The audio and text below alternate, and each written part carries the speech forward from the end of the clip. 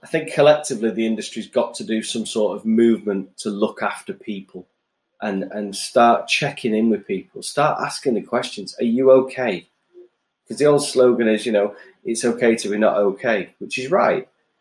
But because you're in this very big bravado of a kitchen where it's full of egos and everyone's puffing their chests out, and it doesn't have to be like that. Hello and welcome to another episode of the Burnt Chef Journal, hosted by myself, Chris Hall, the founder of the Burnt Chef Project. This week's guest is Mike from a business called the Hospitality Hut, which is a consultancy which aims to teach the restaurant and hospitality industry how to perform and how to operate in a much more healthy and sustainable manner. Having worked in top restaurant groups and being a Michelin-trained executive chef with over 20 years of experience, Mike has brought some really interesting things to the table, reflecting on times gone by, on certain actions and behaviours, and also how we look about moving forward with regards to things like destigmatising mental illness, and also encouraging our teams to be part of a family, to be part of an organisation that works well together in unison. I hope that you enjoyed this week's episode, and for more information on the Burnt Chef Project, do head over to our website, www.theburnchefproject.com, where you'll see our new training courses that we've launched, as well as be able to get access to the Burnt Chef Academy app, which is free, as well as support services for where you are. On the surface, we at Lamb Weston are a leading global frozen potato product provider, but hospitality is in our roots.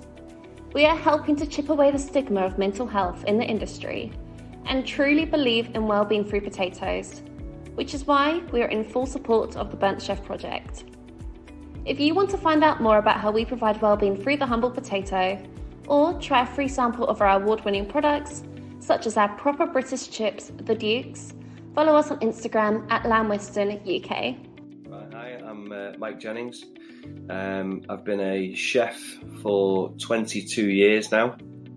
I've worked in some of the most amazing restaurants in this country, from Michelin stars to celebrity chefs to owning my own business. I just wanted to really share a few of my experiences and things, covering, obviously, in line with the podcast, the mental health side of hospitality, which I think is massively overlooked. So I started out as a pot wash, same as everyone else in the local pub, peeling carrots, washing pots, doing little bits of, cooking at home with the parents. My mum was a really good cook, still cook with her now. And then when I was at school, I didn't really get school. I didn't really enjoy it. There was nothing there that said enjoyment to me. It was more like very military work, and I didn't really take to it. So I came out with average GCSEs, and one of my teachers said, "Why don't you go into catering?" So I looked at it as my options, went into catering college, did the first year, thought I knew everything, gobby little lad from Manchester. And then the second year, one of my lecturers said to me, "Actually, you're pretty good at this. You should get your head down, keep your mouth shut, and you might actually do something with it." So I ended up doing a level 3 GMBQ course, qualified, left there and found that I actually did enjoy cooking.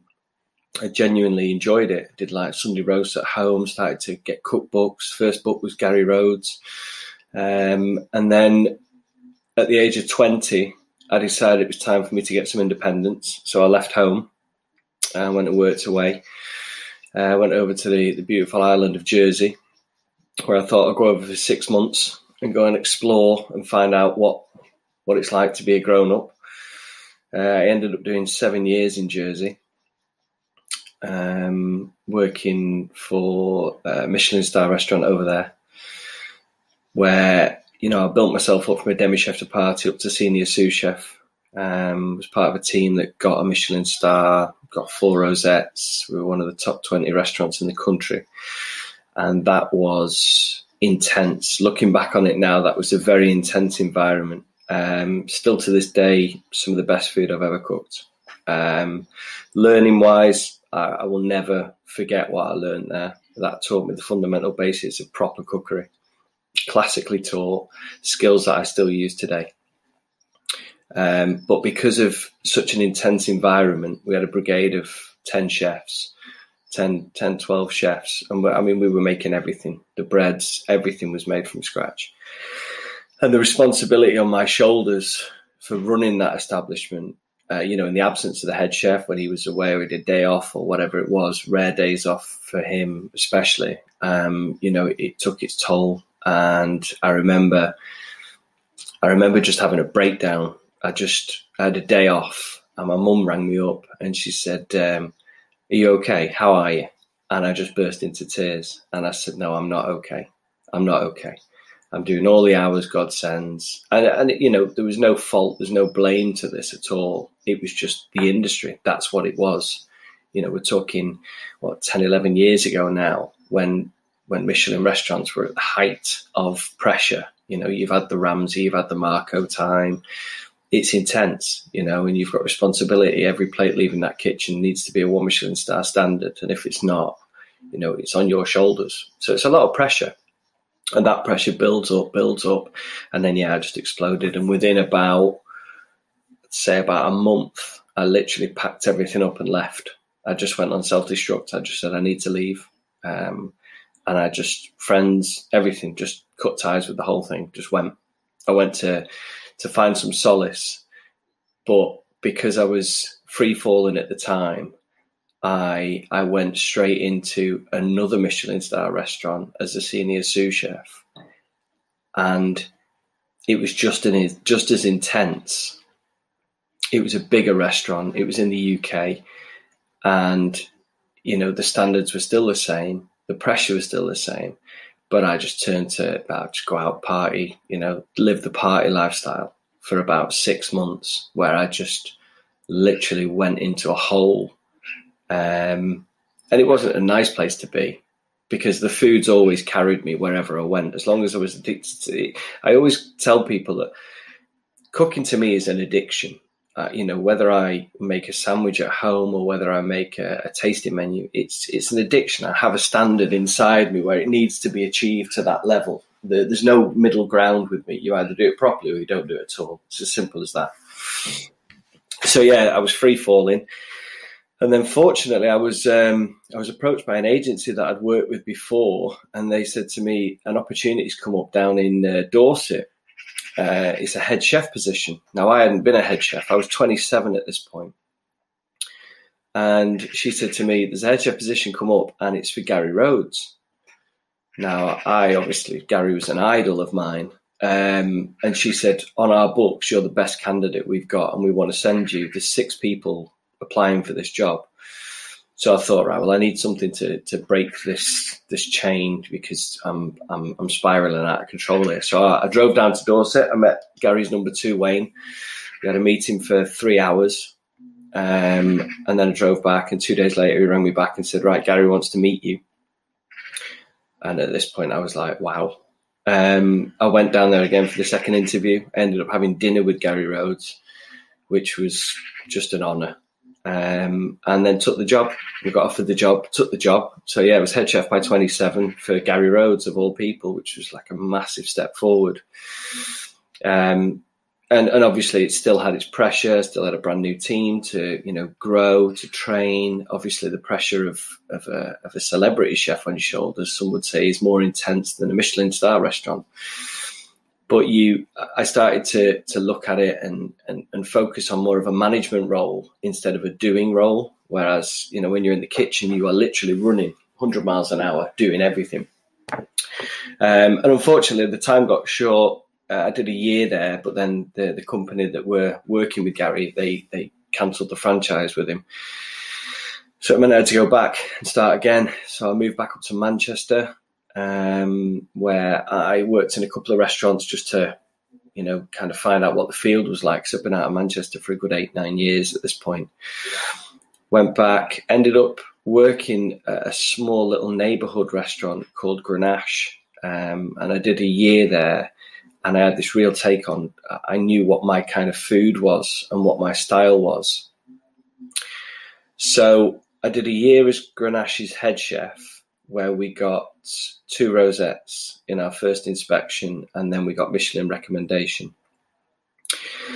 Then a year later, the owner asked me if I'd like to buy the restaurant off him. He decided that he didn't want to be in the restaurant game anymore. So me and my partner, we decided that we would go into it. I would do the kitchen, she would do the front of house.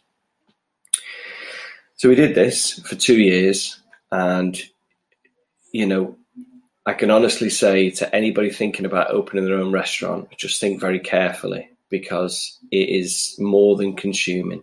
You know, we're talking 7 days a week, you are active, and you are, whether it's the books, whether it's the orders, whether it's the cooking, whether it's the cleaning, whether it's the restaurant toilets, whether it's the DIY, everything falls on you. Every single heartbeat of that falls on you.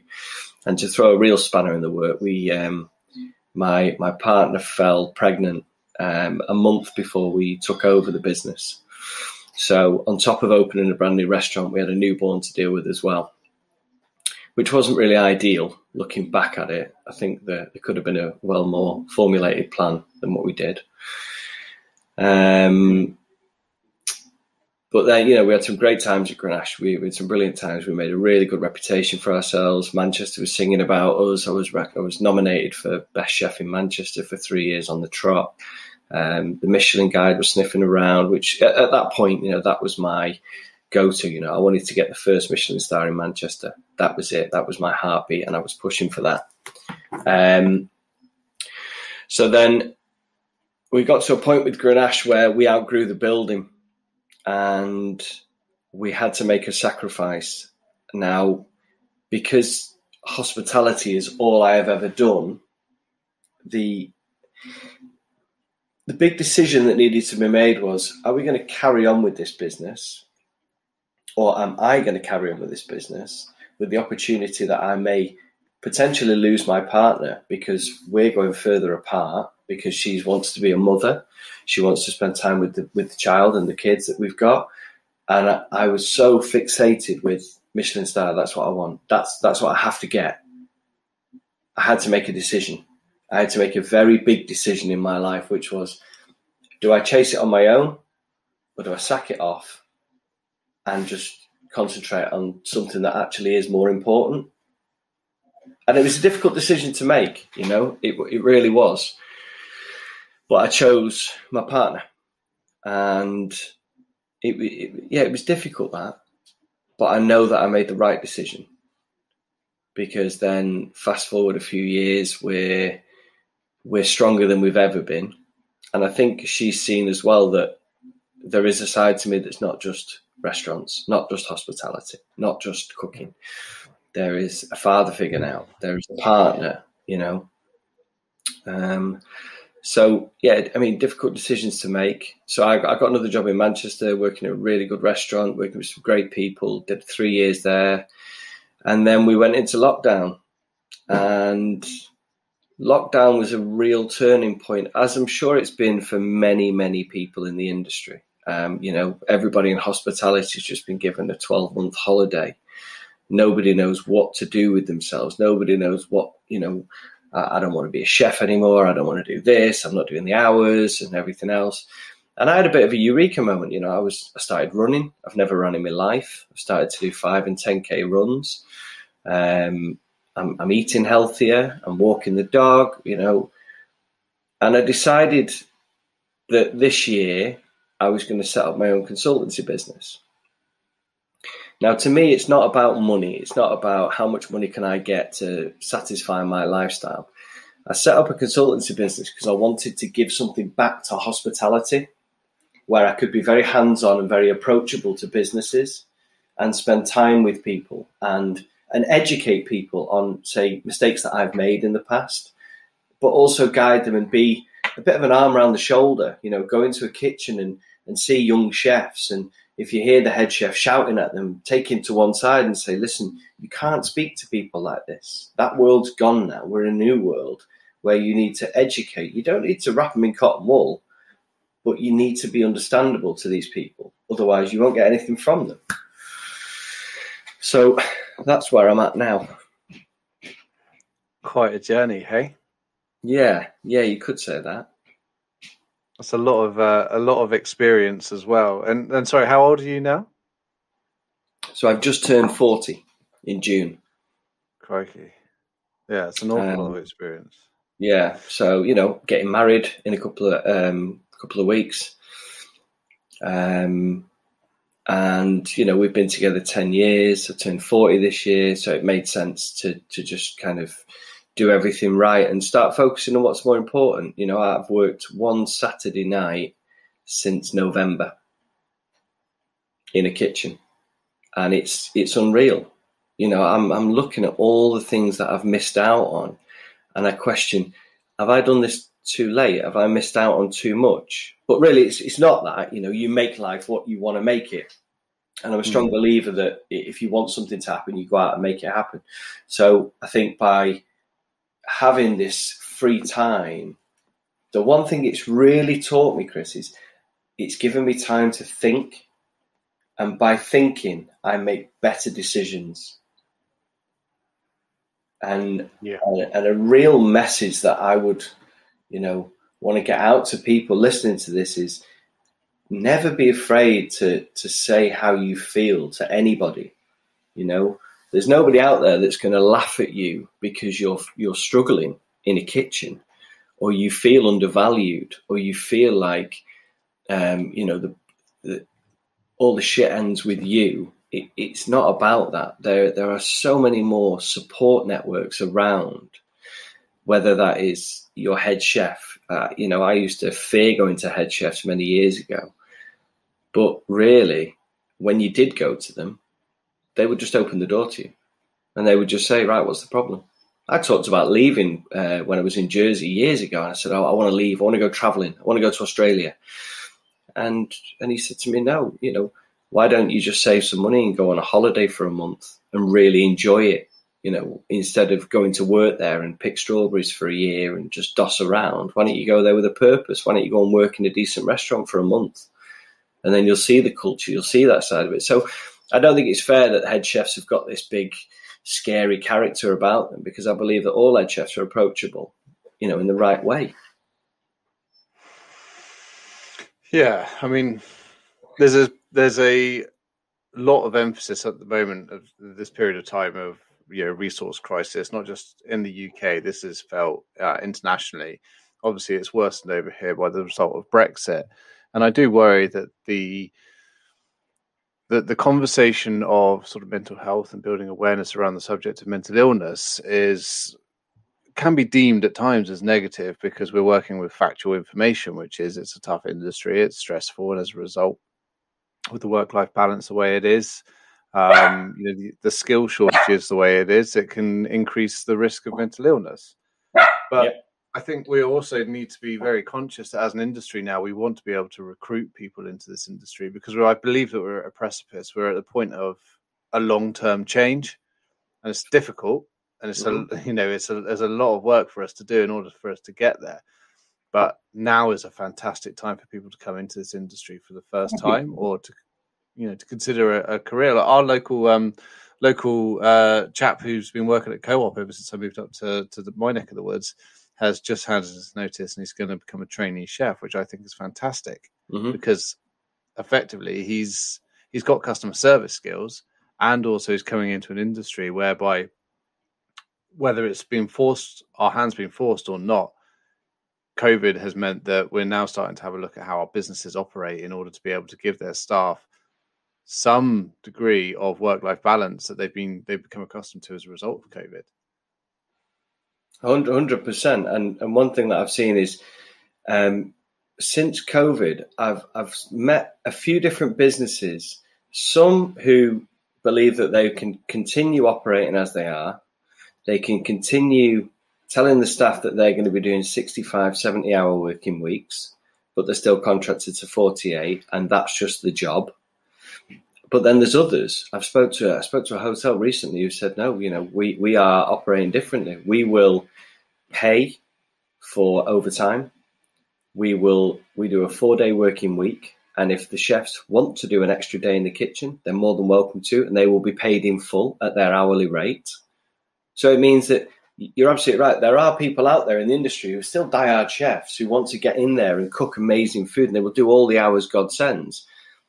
But to now see there are businesses who will financially look after them. And I think we're going to go into a bit of a full circle where I believe we're going to go back to a world where the guest will start looking at going out for dinner as a treat again. Because we have so many options to dine out now. I mean, we're all guilty of it. You could go to a pub 3 times in a week and not really hit your bank balance that hard because you just tick a box, can't be bothered cooking tonight. We'll just go to the pub and get steak and chips and it'll cost us 20 quid and we're done. But I think what's going to happen is, I think the bigger picture will be wages will have to be paid in full, overtime and everything else. That will start becoming a law, I think. Then the price of food will go up for the consumer because they'll have to cover the cost of that extra wage. Then you throw Brexit in, so the price of food produce is going to go up at some point. So the guest is now going to have to spend more money, which will make it more relative in the current times. But I think we will go back to the early 90s, late 80s, where I remember going to the pub on a Saturday night for dinner with my brothers and my mum and dad. And that was a big night out. That was a big treat. We'd go once a month. And, we'd go and we'd have a 3-course meal. We'd have a couple of drinks and that was it. And I think people will start to connect more with being at home, cooking at home. I think people have taught themselves how to cook at home a lot more. Everyone's building garden houses and bars in the back garden. So going out for dinner should hopefully become more of a special occasion again. And then we can maybe start to focus on, if you're going out for a special occasion, therefore you should get the best ingredients. You should get the best food cooked in your location for that establishment. So if it's a pub, I struggle to find a pub that does proper home cooked food now. I would quite happily pay 15, 20 quid for a meal if it's cooked properly. If I'm getting proper local ingredients and I've got proper well-trained chefs that are being looked after and being supported, then I would support that all day long. I think we might see a change to the chain restaurant empire. I think you may see some casualties there because financially I don't think they'll be able to survive. I think with the number of what used to be their sort of golden ratio whereby it was all based on slimmer margins because everything was running. I say slimmer margins, it was all based on scale, economy of size. The more sites we have, the more people we have, the more money that we can make. But ultimately, also on the flip side of that, when times get tough, unfortunately, those are the businesses that also start to struggle. But then it does lead the rise for independence. And one thing that we have found is that the suppression of independence has been quite strong. Certainly where I started the project down in Bournemouth, we had a couple of large independents open up, and then it significantly hampered local trade by about 20%. Yeah. So it would be nice to be able to see those who have perhaps lost their jobs in the larger businesses to be able to find it within the smallers, but then also, for those larger businesses to be able to pivot and be able to look after their staff and charge the right amount for food as well, because £10 for a main meal anywhere is unsustainable, and it does make it very difficult for other businesses to compete with. But you quite happily pay 9 quid for a prawn cocktail in the local pub if you were getting a good product and you knew the staff were being looked after. And that's the thing. It's like the old cliche, isn't it? You could go to an outdoor terrace in the street, for example, in Manchester, and you would see an abundance of people sat outside having a great time. But then when you see somebody walking down the side of that group of people with 5 cans of Red Bull and a hoodie over some Chef Whites, you know that there's something not quite right there. Do you see what I mean? Because they're fueling themselves with Red Bull and all the rest of it to carry on, and Marlboro Lights, and then you've got drug addiction and all the rest of it to get through this painstaking job, which is effectively, Angela Hartnett said it many years ago, and it always stuck in my brain. She said, it's just food. That's all it is. It's food. Whether you're a 3 Michelin star restaurant or you're a little pub around the corner, it's food. A carrot will always be a carrot. It's as simple as that. And I think if you keep that mindset as a chef, especially, it's only food. Nobody's going to die because of a standard of food. It brings me back to a point in your career then that I find quite interesting, is that the goal, and I believe thoroughly that if you have a passion and you have a goal in your life, then ultimately you can put your body and your brain through some tremendous things, and you can still be relatively healthy as long as you've got a strong purpose. Mm-hmm. So at what point did you find that started to be impacted? Certainly, what I'm quite curious about is you're working in your first Michelin star kitchen as a senior sous chef, and the specific point that you mentioned was when you was trying to cover and look after people whilst the head chef was off, and you had that pressure. So at what point did that journey of, actually, I need to start self-medicating with alcohol, and I'm feeling the stress and pressure, I need to walk away from this job, occur? I was allowing it to happen without talking to anybody for probably about 18 months. I was literally just fixated. That was it. I was just 9 o'clock in the morning. I was in that kitchen. I was there till finish. Some days 6 days a week. Wouldn't leave until the orders had been done. Wouldn't leave anything. Wouldn't speak to anyone. Then I'd be straight down the pub, a few beers, and then back in the next day. And that was like a ritual for about 18 months. I did that, and then I think my body's way of showing it was a simple phone call from my mum, just saying, "How are you?" And it was just a trigger. And I spoke to a good friend of mine at the time, and I said, I really don't know what to do. I think I need to leave. I don't know how to do it. And again, wise words, wise people. He said to me, the hardest thing you've got to do is make a decision. Once you've made that decision, the pathway is just going to carry on. You basically, once you've made the decision, you can move forward. If that decision turns out to be a wrong decision, well, you'll have to make another decision later down the line. But ultimately, you've got to make a decision for your own health, because this isn't healthy for you anymore. And it was me as an individual that had to make the change, because I'm not saying that restaurant should have changed, because that was that restaurant and that's how they operated and that's how it worked. And I was part of that fabulous experience for 6 years, and I will never regret anything about it. But it was just too much for me at that point. I had got to a point where the pressure had just built up too much. And I wasn't keeping fit. I wasn't exercising. I wasn't, running or anything like that. It was, I had a day off. I'd be down the beach. I'd be having a beach party. I'd be going out for dinner. And, I was just living another lifestyle. There was no responsibilities. I had no kids, no wife, nothing like that. It was me on an island going for it. And I was just, the thing that kept me moving was the food. The addiction was the food. And I looked at every single plate of food that we served, and I never looked at it and thought, I'm embarrassed about that. Never. Always felt proud. Always. Every single plate. But that was instilled in me, and that's what I mean. So if I cook with the kids at home and we make, I don't know, something like a simple cottage pie, we'll make it from scratch, and I'll get them to sit at the breakfast bar and I'll show them every single step of the way. And the eldest, she's 10 now, and she loves her food. One of her favourite dishes is fillet steak with chimichurri. And for a 10-year-old, that's like, they don't eat food like that.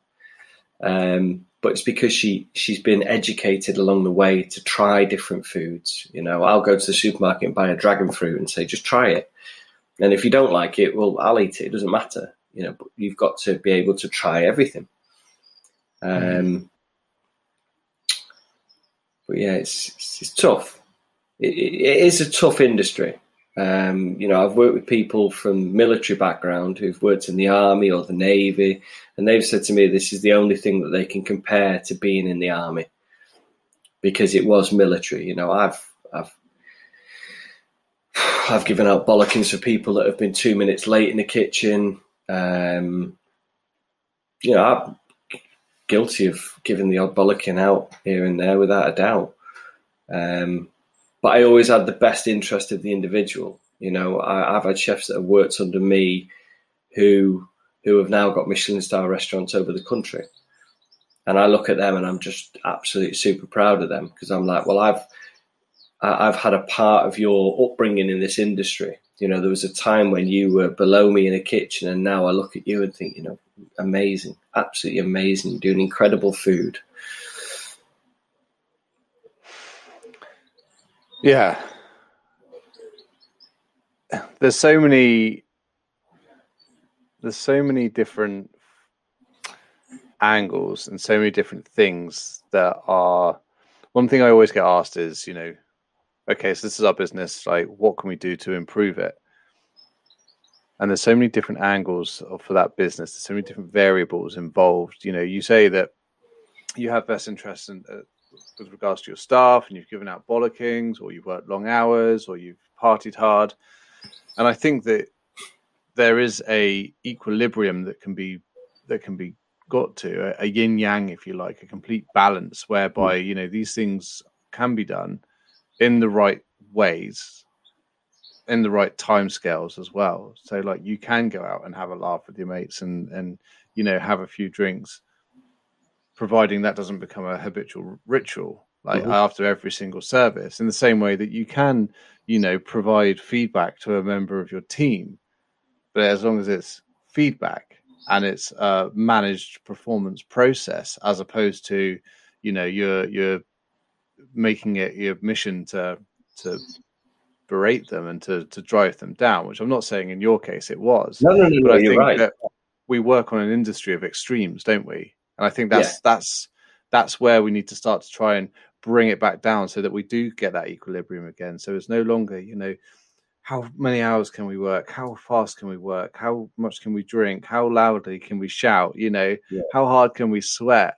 How high can we get on the accolades chart, and start to actually bring it down so that we can retain that passion and that buzz and that fuel and creativity, all the great things about this industry, but also make it sustainable long term. Because, you know, we did a report that we've just closed now for just over 2,000 people, 2,133. And only 5% of all of those people were over the age of 40. Really? And 2% of them were over the age of 50. So what we're seeing is that this industry tends to, and the majority of those people that filled out the survey were predominantly chefs and back of house. But what it's indicating is that between the ages of 18 to 34, 35, great, you can be in this industry, but then people aren't staying around for much longer. No, you're right. I mean, I did a job down in Essex, and I met a breakfast chef there who was 74. And he's part-time, and he's worked at this hotel for 10 years. A lovely guy, heart of gold.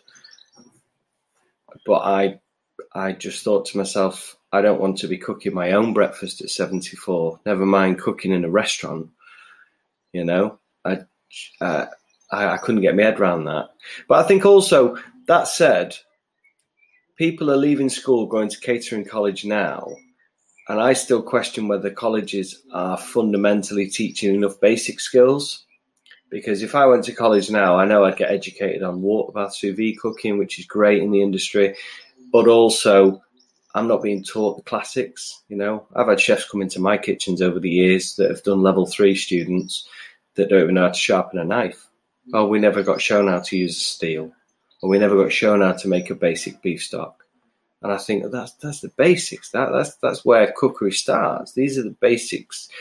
This implementation needs to be put in place for the industry to grow again. Otherwise, as we're finding in the industry now, people leave college and they're all chef de parties. You're a chef de party by 18, which is unheard of. And then, oh yeah, I want to be a junior sous now. Junior sous by 21 years old. You're like, well, what skills have you got? Well, I've done 500 covers at this restaurant before, so I know how busy it can get. But you've got no skills, though. You know, maybe that's just my background looking at it. I don't know. I have a very fine detail that I look at. With the basic knowledge of a chef is paramount in any kitchen I've ever worked at. Whether you're a commie, whether you're a sous chef, that basic knowledge needs to be there. Because if you don't have that, I can't teach anything else. And I used to say to anybody, if you've got common sense and a basic understanding of cookery, I can teach you. I could teach you anything else. But if you don't have those, we're not going to move forward at all. And I think that's something that the industry struggles with. You don't get ready-made chefs anymore. You don't get people walking through the door with knowledge or with that hunger, of reading books. And I've got a cookbook collection upstairs that's just massive. I've got thousands of pounds worth of books that I've bought over the years that fixated on, that I could go, I want to make this. I wonder which book it'll be in. I know which book it'll be in because I know where they all are. I know what content they've all got. I know that if I want to go and have a look at something from Noma, I've got an option there. But then again, if I want to go and look at something, classic, I've got Le Repertoire or I've got Larousse. But nowadays, I don't see people as fixated on that knowledge. And I think that's such a shame in the industry. But that said, do people want to learn that much? Is that percentage of chefs that high anymore? Because when I started out, everyone was chefs. It was still the rock and roll era, Marco had just retired. Gordon was kicking on with Hospital Road, was the main restaurant in the country at that point. And I walked into Jersey and, was blown away by what I walked into. The freshness, the buzz, the excitement and everything. And I think that's now becoming just a small percentage of our hospitality. Those that we know about, because the key thing for me and the reason why I fell in love with this industry was I absolutely love everything about the food and the environment. And I've never been a chef. I've worked with thousands of chefs over the last 12 years now. And I've worked front of house in busy bars.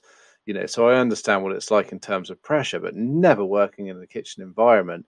And I am strangely allured to it, even knowing all that I know, the thought of the provenance of the food and the flavors and the preparation and the buzz of the service strangely appeals to me. Mm. But for me, the thing that would put me off at this moment in time is the work-life balance, which ironically I don't get anyway. And also I think the salaries, I think are two things. And I wonder how many more people there are like me who actually will go, do you know what? That appeals to me. I like that regimented approach. I like that, that level of pride and professionalism that you get with our trade that you might not get elsewhere. But at this moment in time, I'd like to be able to see my family and I'd like to be able to earn more than 30K a year. Yeah. And I just wonder whether or not we'll see a surge of people coming into the industry if we start to address those things. I think the question is, will businesses start to look after the staff? Because that's become clear. Lockdown has taught people that they've had 12 months holiday on furlough. They've all gone and got a job at Amazon packing boxes, where they do 38-hour working week. If they do 39, they get paid for it. And now they're questioning, why would I go and do 65 hours a week when I'm only going to get paid for 48? That's not right. And the problem is everybody in the industry is now on this train, whether you work in a Michelin star restaurant or whether you work in a one rosette restaurant or a no rosette restaurant. Everybody has that mindset. And I think if the government decide to bring a minister in who could actually maybe fight the corner of hospitality, I think that would probably benefit the industry if there was some actual laws put in place to make sure the welfare's there. I remember listening to Sat's podcast, and he was saying about, we have a free helpline for staff to call as part of our packages now with the staff. And I just thought that's what more people need to do. Looking after your staff is paramount. Because if you look after your staff, they will look after you. You will serve better food. You'll get better reviews. You'll have regular business. Your business will succeed. It's as simple as that. If everyone's happy in that building, you're on a winner. But it depends how you look at it. If you want a 200 cover restaurant and you're all about the money and you just want to fill it with just bodies who will do a job, I don't think there's longevity in that world. I really don't. I want to get up and go to a restaurant and have a nice meal and feel important and feel special, and I will pay whatever it costs for that. I said that to a mate of mine recently. I went and had brunch at his restaurant, and one thing that I said was that the brunch was amazing, and it's my go-to place because it just, I had crumpets with lovely brisket on top, and it had like balsamic onions running through it as well, which cut through the brisket, poached egg, hollandaise. It was beautiful. It was plated well. Service was fantastic. But the one thing that bugged me about the entire experience was I only paid £11 for it. Between £9 and £11, and I felt it was too cheap. I felt that it devalued the experience because actually I wasn't paying more for it. I would have quite happily paid an extra £1, £2, £3 on top of that for that particular meal because I was there for a decent amount of time. I enjoyed it thoroughly. It's something I walked away and told other people about. Yeah. But I genuinely would have paid more. And I think that slightly off topic, but again, on the terms of being able to make more money to be able to pay our staff a better wage, or at least if we're not paying our staff a better wage, reducing their hours so that they get paid for, the same wage or the same salary that they're getting paid currently, but actually they have more bodies on the floor. Because again, the study that I did recently actually showed that it wasn't wages, it wasn't money that people wanted. And it wasn't money the reason why people left the industry, and it's not money that's going to get them back into the industry. It's work-life balance. And and also, the most interesting thing as well was that what rated really highly was feeling valued. In fact, for those who have left the industry already, which was 33%, we found that it was about 25% of people, of those that had left, said that they would come back if they felt more valued. Yeah. And again, there'll be people out there going, "Oh, that means me being paid more," but I don't necessarily think that is. I think that comes down to management and performance. Yeah. And I think that arm around the shoulder and that little. We used to do things like that years ago. I've seen it happen. I've done it myself. A little surprise, little treat here and there. Listen. You're going to finish, you tell someone at say 5 o'clock, right? You're going to finish at 6 tonight. You've got the night off. And they go, what? And you say, yeah, you got the night off. Or you'd say to somebody who might have a missus, listen, tomorrow night you're going to get the night off. I want you and your missus to come in and have dinner and experience what the customers go through. You can have dinner on us and a bottle of wine. And I want you to come and experience where you work. And I want your partner to come and see where you work. And little things like that can go quite a long way.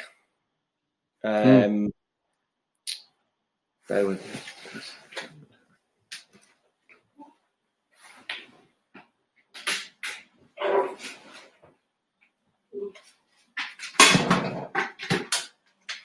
And I think just being there for them, really, looking after them, spending time talking to them as well. How are you? How's your family? Is there anything you need from me? Just having those general conversations with people can make somebody feel welcome, make them feel part of the team, not just you're the kid on larder, you're the girl on pastry, you're the lad on veg. You're not just a section. You're a human being. You've got emotions, you've got feelings, and you should be able to feel comfortable in yourself to say, actually, is it all right? I've worked in kitchens where you're scared to go and ask for a glass of water. The only time you sit down is by saying, I need to go to the toilet, just so I can have 2 minutes to sit down. And it's a scary environment for people to walk into. So to have somebody there that's not in a HR office, you shouldn't need a HR department to guarantee people are feeling looked after. Like you said, it's down to the management of individuals. And I'm a firm believer that if you lead by example, you will automatically command that respect from your team, and you will then get back tenfold. And I say to all my staff that I've worked with over the years, if you've got a problem, you want to say anything at all, do it in the right manner. Say to me, Chef, can I have 5 minutes with you after service? No worries. We'll go to the office. We'll have a private conversation. If it's money problems, if it's family problems, if it's partner problems, whatever it is, come and tell me. My door is always open. And I've always adapted that mentality. If you come to me in the middle of a Saturday night service and say, Chef, can we have a chat? I'd be like, no, because we're in the middle of service, pick your time wisely. But if you pick 10 o'clock in the morning before we started our shift, can I have 5 minutes? No problem at all. That's what we're there for. But yeah, I think collectively the industry's got to do some sort of movement to look after people and start checking in with people, start asking the questions. Are you okay? Because the old slogan is, it's okay to be not okay, which is right. But because you're in this very big bravado of a kitchen where it's full of egos and everyone's puffing their chests out, and it doesn't have to be like that. I'm not saying it needs to be all, can I just please, can I squeeze past you here? And it doesn't have to be as dramatic as that. But there's common decencies. There's a respect that needs to be given across the entire industry. That, do you know what? This person's working 6 days this week. That's not right. That needs to be addressed. You can't keep using the same excuse of, yeah, but we're really busy. We're doing 800 covers today. It doesn't matter. If you're doing 800 covers and your staff are working 6 days, the problem is your management. Or you're doing too many covers for your staff. And you need to address that problem. Otherwise, everyone has a breaking point and you will end up with a kitchen with no chefs. And then those 800 covers will not be fed and you will lose more money than that extra chef that they actually need, that they've been screaming for 3 months. If you put that in place now, you're ticking that box. I agree with you. I was on BBC Radio Cornwall this morning saying exactly the same thing. They were saying, how's it going to be sustainable with summer over here? We've got a resource crisis. We're struggling to get people to work. Those that do want to come and work in Cornwall can't get accommodation at the moment in time because they're being bought up by people from outside the area. Mm-hmm. Like, is it sustainable? And I was like, it's sustainable, but we might have to think outside the box. Like, do we need to do work at 100% occupancy when we've only got 50% of our staff currently? Yeah. If that's the route that you want to go down, and those remaining 50% won't be there. But then always in the back of my mind, I'm looking at it from a business owner's perspective as well and going, how financially viable is it to be able to, because your rates are still going to be the same, your utility bills and your rents and all of those core costs, whilst your staffing costs may be lower, which may be 35% of the overall turnover of the business. Mm-hmm. Would it be sustainable to be able to reduce the number of covers that you've got to, say, 60%? In order to match the 50% of your staff? I think one of the big questions that restaurateurs need to ask themselves is, why do you open a restaurant? Do you open a restaurant because you want to make a difference to hospitality? Or do you open a restaurant to make money? Now, I think it's important that you have to make money anyway. That's a fundamental basic. But at what cost? Because you can always make profit because the margins are there in the food and drink industry. But it depends on how much profit you want to gain. Do you want to treat it like slave labouring, where you've got a load of kitchen staff and a load of front of house staff running around like idiots, and you're sat counting the pennies at the end of another phone line where you're not actually involved in it? Or do you want to be a restaurateur that's, part of your team, someone that is respected by the team, someone that looks up to them and says, actually, I don't mind doing a few extra hours this week because he looks after us or she looks after us, And I think it's a big question. There's so many questions in hospitality at the moment, so many. And that's why I wanted to push out there on the consultancy front, because you're right. I've got a very coveted career. I've worked in some amazing restaurants, from fine dine to boutique hotels to coffee shops. And I want to use that knowledge now to put back into the industry and actually spend time with people and say, take allergens, for example. My mind is blown by this. So my wife to be is celiac, and we went to a bar the other day for some lunch, and we looked at the menu, and the only thing on the menu that was gluten-free was peppercorn sauce. And I was blown away by this, but they had 5 vegan dishes.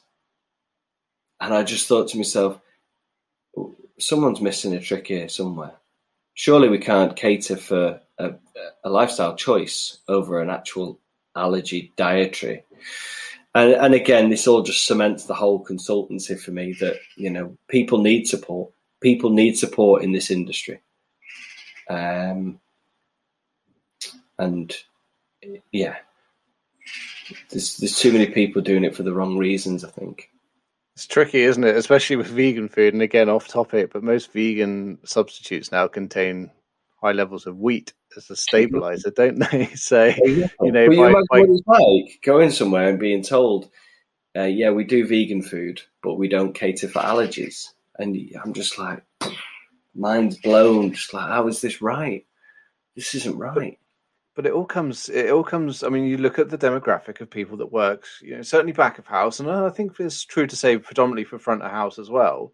When you've got those who are aged between sort of 18 to mid 30s, the chances are that some may be, and we have very accomplished people in this field, but also the skill sets and the knowledge and experience may not necessarily be there to be able to access the repertoire of different, to be able to cater from it. Also, to be able to cater from a business point of view as well, and to make it work from a business point of view, because we've all met chefs, and some of us have been there ourselves, where if you're a chef, you want to put your dishes on the menu and you want to do it in your way, but also at the same time it needs to be what the customers are going to buy, and it also needs to be sustainable long term. So you need to be looking at your wastage and like how many ingredients are being used across multiple dishes, so that you're not holding on to stock and wasting 30 to 40% of your ingredients a week. And it's 100%. It's that sort of stuff that, unless you've got a really strong mentor or an educational background that covers those subject matters,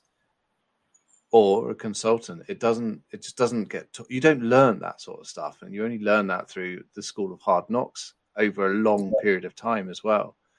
So I think that's where we're really sort of struggling at the moment, is that catchment of people there. It's like, what can we do in order to be able to provide them with the tool set so that the businesses they work for can operate healthier, that they can manage their team performance in a much more positive way that's conducive to long-term retention, to save them having to constantly be up against a brick wall trying to get people in at last minute. And by addressing those things, I think we start to see a slow but steady change in the way that this conversation moves on moving forward. Yeah, I mean, I'm inundated at the moment. I must get 2 or 3 calls a day from people asking me for head chefs. Do you know a head chef? Can you find me a head chef? And I'm like, I can look, I can ask questions, I can put the feelers out to the people I know, but I need to know fundamentally, what are you offering? Well, we're offering a really good wage. Well, okay, that's a guarantee. What else are you offering? It's a really nice place to work. We'll do tips as well. Okay, you're offering just a blueprint of a job that everybody else is offering. And I say to these people, you need to be offering something that is different. You need to be saying, we do staff days out. There needs to be some incentives now. We're giving you a full gym membership. We want you to look after yourself. We're doing a 4-day working week. We're paying your overtime. A wage plus tips, that's a standard. That shouldn't even be in a question. That's a given. What are you looking after your staff with? How are you making them feel like they want to come and work here? If you're offering a 4-day working week with paid overtime and gym membership or golf club memberships and all the rest of it, then yeah, I'll find you a chef tomorrow, because I know people that would quit their job for that. But if you're just offering a run-of-the-mill head chef job that everyone was offering 5 years ago, no one's going to do it now. Nobody wants that world. And you're absolutely right. People have had this time off now to assess themselves. They're all keeping fit. They're all getting healthy. And they want to enjoy their life. Everyone's having kids. Everyone's getting families now. And they don't want to be working 16 hours a day. And they shouldn't have to. Because, I think you hit the nail on the head, Chris. It's down to management. It's down to how you manage your business and your departments is how you get the best out of your staff. And it couldn't be any easier for business owners nowadays. I say easy. We've gone through some tough times, but the Burnt Chef Support Service is free. So it gives people that EAP that they've been looking for, that they don't have to pay for. We're going to extend it with partnership with the Drinks Trust, so that actually people can start getting advice on legal matters, managerial matters, free counselling sessions, the whole work. So all of a sudden, the support system's in place for every single business across the UK and Ireland to be able to access. And we are looking at extending it. We're in talks with Canada and America to extend it over there as well, full time. So those sort of things are covered. Then on top of that, we've got collaborations with like the Hospitality Rewards Card, which is discounted, available for Burnt Chef followers, whereby people can then get access to gym cards, discounted AA membership, discounted health insurance, all of this other stuff, which the employer can put in place for like a couple of quid per person a month, which all of a sudden now then gives people access to additional perks. And then it's about those are the cost efficient ways of being able to show you care. And then, as you say, it's about putting in place structural changes to actually show that back it up. And just because the other thing that I really, really detest is the fact that these EAP systems, we've got an EAP system in place. Great. How many people use it? Not really many people. Do they know it exists? No. Why have you got it in place then for? You please donate that money to us. We'll provide you that service. And also at the same time, we'll be able to help a larger portion of the industry as well. Of course. It's such a frustrating thing, but you're right. And I do believe that we need to value our workforce, because we had a 3.2 million strong workforce in the UK, 72 million worldwide. Are those numbers going to be the same when we come back to it full time without restrictions? No chance. I think we will see a slight move where if he continues with his battle plan of removing furlough in, I think it's September, I think that's when the penny will drop for a lot of people, because there's a lot of people living the furlough lifestyle at the moment. And I think when that disappears and they have to go and get back to work, I think that's when you'll see the industry move a little bit further forward with its recruitment side of it. But equally, you're absolutely right. They've got to look after the staff. There has to be things put in place to look after, support your staff. Otherwise, they will just go to Amazon. They will just go to Aldi or Sainsbury's, because they know that, it's not always about food. Like I said, I was addicted to it. It was a massive addiction to me. Not everyone's like me. Some people just do it for a job. Would you ever go back into a kitchen? I would go in to help out. I would do private dinners. Would I go back into being a head chef, working 16 hours a day, 5 days a week? Honestly, no, I don't think I would.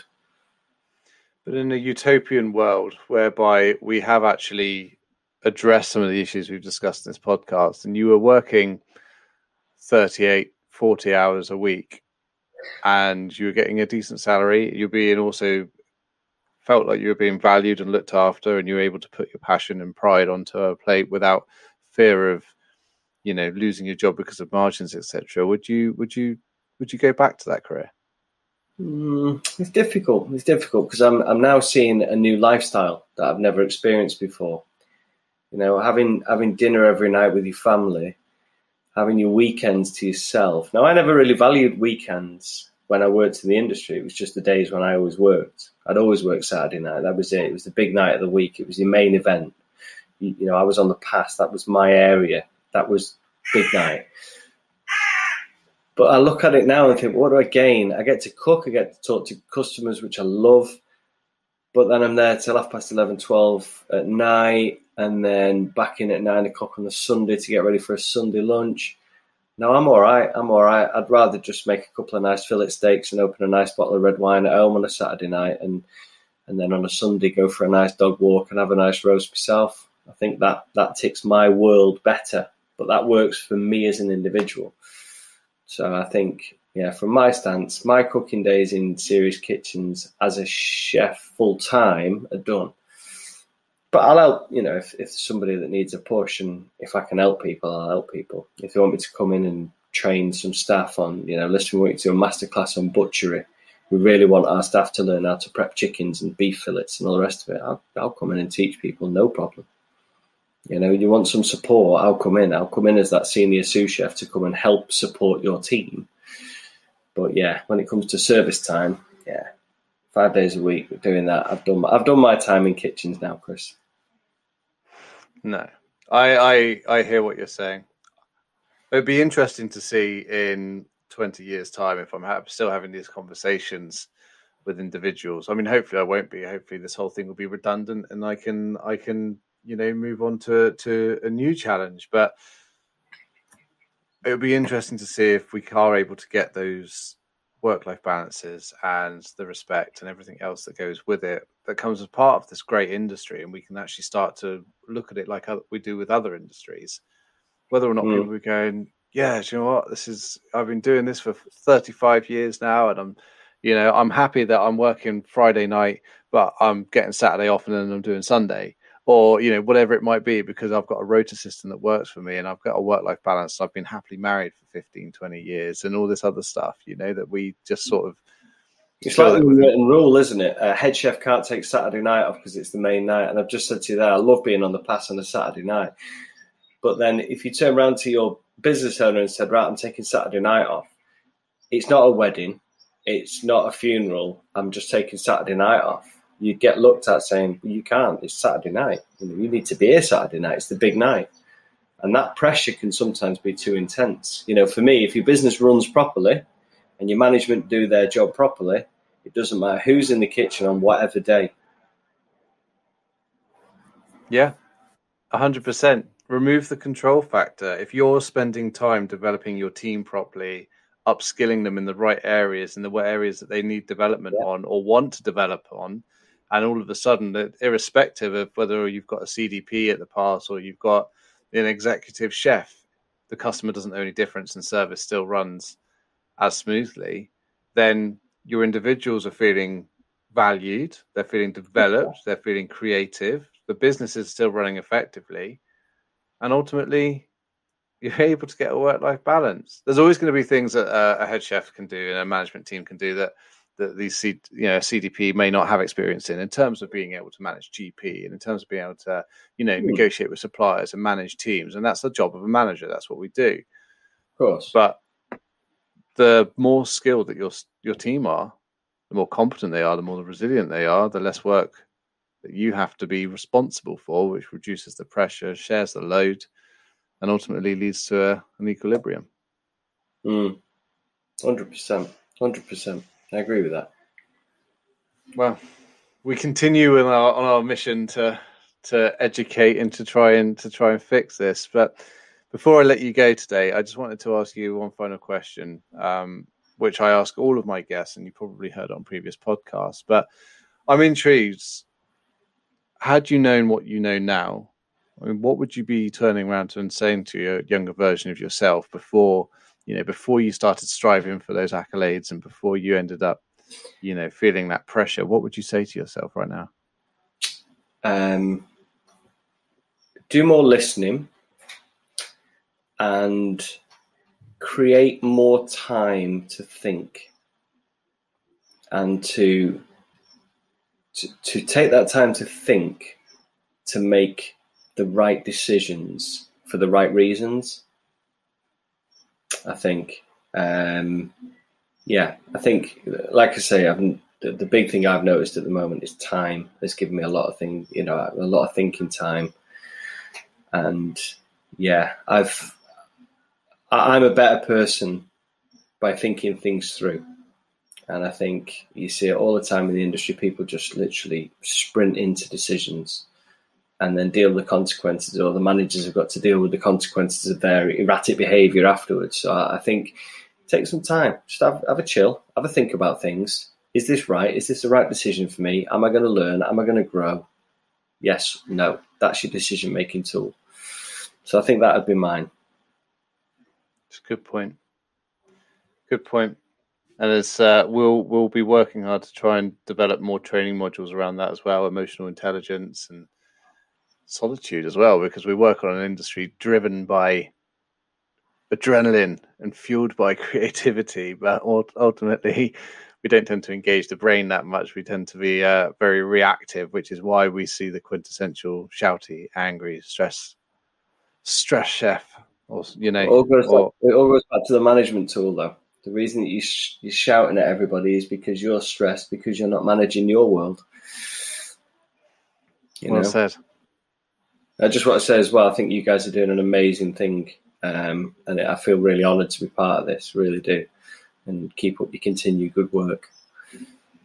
Thank you. Is there anything that, from your perspective, you'd like to see moving forward from the Burnt Chef project? More people backing it. I think that's the key for me. I want to see more people. You know, I was fortunate. I was driving to Essex, and I listened to the Sat one and Kirk's one, and that's what made me, you know, get in touch with you, because I was just compelled by just the story and the way that it was put together. It just grips me. I think I told about 20 people in a matter of 24 hours about the podcast. Just, you need to get involved. You need to listen to this. It's so important you listen to it, because this could be a support network for you later on down in your career. It could be something that you rely on. It could be something that you bring into structuring your management world. So many keys. But yeah, I just think it's, you know, I think if I go back 11 years and I knew about this, I think I would have reached out to someone like yourself and the Burnt Chef project. Absolutely. Means that we're on the right tracks. We'll continue to make some noise and spread it. But I mean, without people like yourself, Mike, you know, it would just be me sat in a room banging the drum and looking kind of strange. So, you know, fair play to you. Thank you very much for joining me. If people wanted to find you, where could they find you?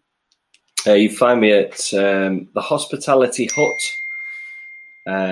Is my new business. So you can email me, Mike@thehospitalityhut.co.uk.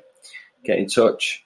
And like I say, I just want to help. That's it. I just want to help businesses grow. I'm not the sort of person that goes in and says, oh, you're doing all this wrong. It's more about, tell me your business plan and let me help you get there. That's it. Nice. I can resonate with that. But Mike, thanks ever so much for your time. Thanks for joining us. And hopefully we'll get a chance to speak again soon. Defo. All right, Chris, take care. Cheers, mate. See you later. Cheers, mate. Bye. Thanks again for listening to another episode of the Burnt Chef Journal. If you haven't yet checked out the Burnt Chef Project website, then please head over to www.theburnchefproject.com. You'll find a whole host of resources, free access to our training app, as well as free support services, blog posts, our merchandise store, and also our ambassadors who are there to support you when you need it. Thanks again for joining us this week, and I'll see you again soon.